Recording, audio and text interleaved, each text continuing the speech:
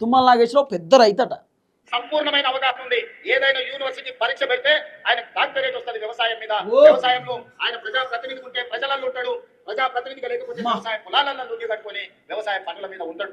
ఏడ లుంగి కట్టుకున్నాడు మరి చెప్పు, మరి ఏ వ్యవసాయం ఏడ చేసిండు? ఏ పొలాలలో లుంగి కట్టుకొని లుంగి ఇట్లా పైకని గోచి కట్టి తెల్లంగా వేసుకొని పార వచ్చి ఏడ ఒడ్డు చెక్కిండు, లేకపోతే ఏడ నాటేసిండో చెప్పు. మరి డాక్టరేట్ వస్తుంది అన్నాడు అన్న, డాక్టరేట్ వస్తుందట వ్యవసాయం చేస్తే తుమ్మల నాగేశ్వరరావు సార్కు.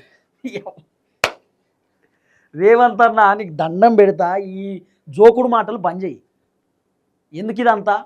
ఇప్పుడు తుమ్మల నాగేశ్వరరావుని పొగడడం ద్వారా మీకు ఏమన్నా వస్తుందా? మీరు ముఖ్యమంత్రే కదా. మరి తుమ్మల నాగేశ్వరరావుని పొగుడుతూనే మీరు ముఖ్యమంత్రి ఇంకా 3 సంవత్సరాలు ఉంటారంటే పొగుడు. మరి డాక్టరేట్ వస్తుందట తుమ్మల నాగేశ్వరరావు, పెద్ద రైతట. అసలు ఆయన ఒక్కసారి పారవచ్చిందంటే మస్తు నడుస్తుందట పని.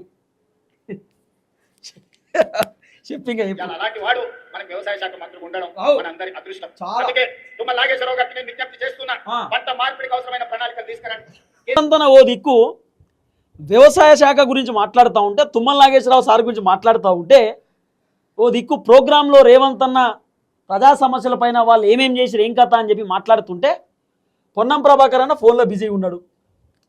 దామోదర్ రాజనరసింహన్నేమో ఫోన్లో చూసుకుంటూ అన్న ఆవరింపులు తిత్తున్నాడు నిద్రపోదామని చెప్పి. ఏందన్న ఈ కథ? రేవంత్ అన్న మాట్లాడుతుంటే వెనకాల ఎవరు అడ్లు లక్ష్మణ్ అన్న వెనకాల ఎవరో కూర్చురు కదన్న, కాదు వేరే ఎవరో ఉన్నారు, వాళ్ళు ఫోన్లో బిజీ. ఈయన ఫోన్లో చూస్తుండు, అందరు ఫోన్లో చూసుడే. మరి ఆ స్టేజ్ మీద కూర్చుండేందుకు కింద కూర్చోక ఫోన్లో చూసుకుంటా. రేవంత్ అన్న భారీ బహిరంగ సభలో అంత ఇంట్రెస్టింగ్గా మాట్లాడుతుంటే వీళ్ళు చేసే పని ఇది చూసినావా ప్రసాద్ అన్న? పొన్నమన్నేమో ఫోన్లో బిజీ, దామోదర్ రాజనరసింహ అన్నేమో పాపం ఆవరింపులు తీసి పండుకుందామని చూస్తుండు చిన్నగా, ఇక నిద్రలోకి జారిపోతాడు. తర్వాత తుమ్మల నాగేశ్వరరావు సార్ ఏమో నా గురించి ఇంత గొప్ప చెప్తుండు, అబ్బా ఇంత గ్రేట్ నేను అని చెప్పి సారు ఫీలింగు. తర్వాత మహేష్ అన్నేమో ఇవన్నీ చెప్తున్నాడు, ఇవన్నీ చేసినామా లేదా అని చెప్పి మహేష్ అన్న చూస్తున్నాడు.